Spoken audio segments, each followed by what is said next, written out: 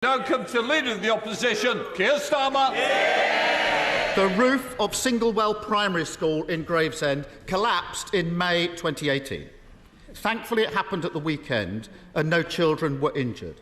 The concrete ceiling was deemed dangerous and liable to collapse, and everyone knew the problem existed in other schools. Yet the Prime Minister decided to halve the budget for school maintenance just a couple of years later. Does he agree with his Education Secretary that he should be thanked for doing a good job? Mr. Speaker, I know how concerned parents, children and teachers are. Keir Starmer. Well, Mr. Speaker, Wood Green Academy in Sandwell was on Labour's building list in 2010. They scrapped it, and now children there are in a crumbling school. The head of the National Audit Office accuses him of taking a sticking plaster approach. The NAO report says he cut £869 million. The person who ran the Department for Education says he is personally responsible. Now, on Monday, he leapt to his own defence, saying it's utterly wrong to blame him. So why does literally everyone else say it's his fault? Mr. Speaker, the professional advice from the technical experts.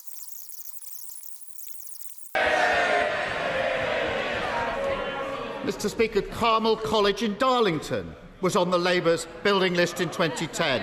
They scrapped it, and now children there are in a crumbling school. And on the one hand, we have him saying it's nothing to do with him. On the other side, we have the facts. And there's a simple way to clear this up. Why doesn't he commit to publish the requests from the Department of Education for the school rebuilding programme and what risks he was warned of before he turned them down?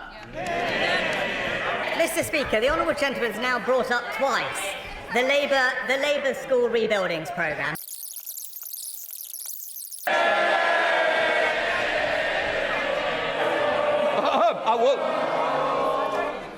We don't want to start off with somebody leaving so early, because that's what's going to happen, Keir Starmer.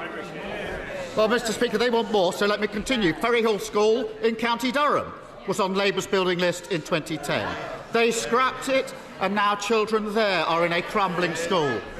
The truth is, this crisis is the inevitable result of 13 years of cutting corners, botched jobs, sticking plaster politics. It's the sort of thing you expect from cowboy builders, saying that everyone else is wrong, everyone else is to blame, protesting that they've done an effing good job, even if the ceiling falls in. The difference, Mr. Speaker, is that in this case, the cowboys are running the country.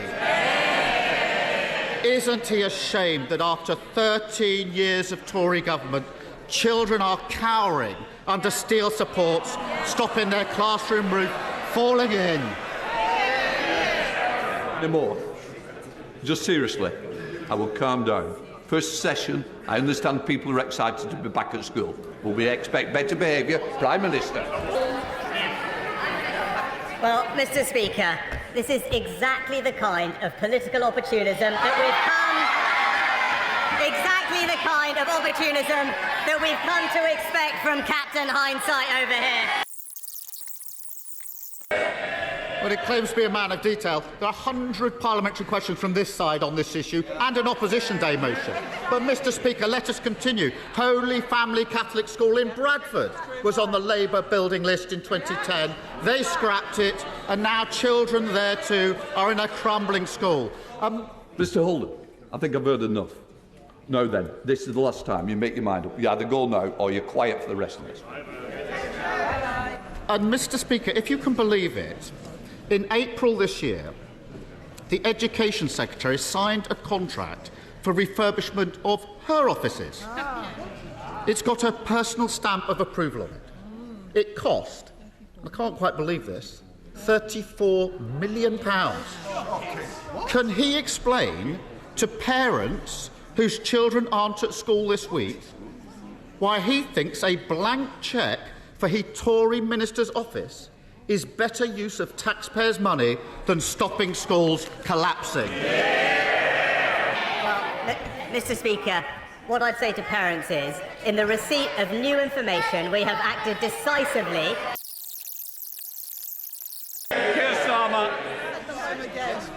I think he just doesn't get how this "it's all fine" out there is so at odds with the lived experience of millions of working people across this country. And Mr. Speaker, let's go on. This is a long list. At least 6 schools in Essex were on Labour's building list in 2010. They scrapped them, and now children there are in crumbling schools. What he won't admit is the reason he cut these budgets, ignored the warnings, is quite simple.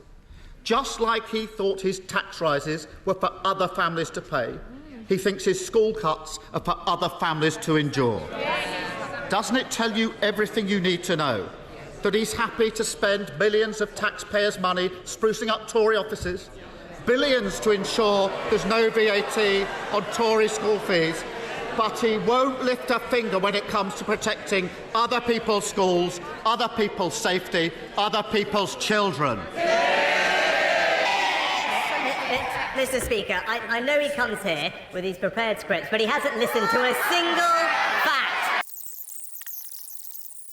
We come to the leader of the SNP, Stephen Flynn. Mr. Speaker, the public needs no reminding that today marks a year since the Prime Minister's predecessor took office. And upon her speedy departure, they will have thought that things were going to get better. But when we look at unemployment figures, they're higher. When we look at food prices, they're higher. When we look at mortgage rates, they're higher. And economic growth is stagnant. So can I ask the Prime Minister, when is he going to get off his backside and do something about it? Yeah. Stephen Flynn. Mr. Speaker, you'd be forgiven for thinking that the Prime Minister thinks everything is all right. But let's look at his proposals for the winter when it comes to a cost of living package. Because when it comes to energy bills, his plan, of course, is to do nothing.